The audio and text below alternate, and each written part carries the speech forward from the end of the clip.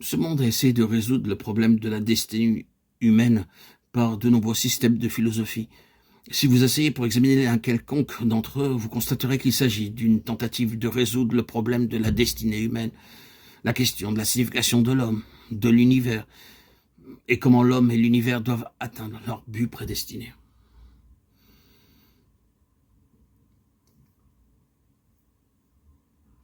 Le monde est plein de systèmes de philosophie qui cherchent à répondre à cette question.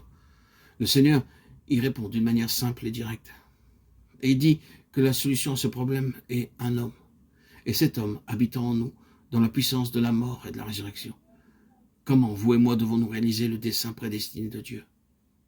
Voici la réponse. Christ en vous, l'espérance de la gloire. Colossiens 1, 27.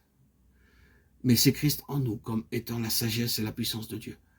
Cette sagesse est tellement simple. Que représente Christ en nous, en relation avec ce grand dessein final de Dieu? Ce sont les arts de ce à quoi l'apôtre fait allusion ailleurs par l'Esprit. Prédestiné à être semblable à l'image de son Fils, Romains 8, 29. Et encore, jusqu'à ce que Christ soit formé en vous, Galates 4, 19. Quand cela sera accompli, le monde sera occupé par un grand homme corporatif du caractère même de Dieu. Et le but sera atteint. Cet homme est Christ dans sa plénitude, son corps. Comment donc allez-vous résoudre ces problèmes? Eh bien, Platon vous dira tout à ce sujet dans sa République. Oh, les lois et les règlements, oh, les observances. Considérez tout ce que vous devez faire, entrer en ligne de compte. Faire et ne pas faire, instituer et mettre en application. C'est tout un énorme système pour élever l'homme à un niveau. La réponse du Seigneur est beaucoup plus simple que celle-là. Laissez seulement Christ habiter en vous et il travaillera pour vous élever à son propre niveau. Accordez-lui une possibilité d'agir en vous et vous serez conforme à son image. Christ sera pleinement formé en vous. Et quand cela sera vrai de tout le corps, vous aurez le nouvel homme universel. N'est-ce pas la sagesse?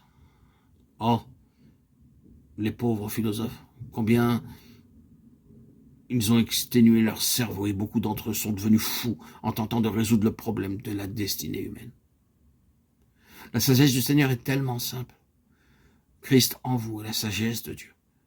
C'est ainsi que tout le problème est résolu. Vous n'avez pas besoin de tout imaginer, de tout prévoir, de travailler à la réalisation d'un système colossal de statuts, de règlements et d'observances. Vous devez simplement laisser le Seigneur avoir en vous sa voix. Et le but est assuré.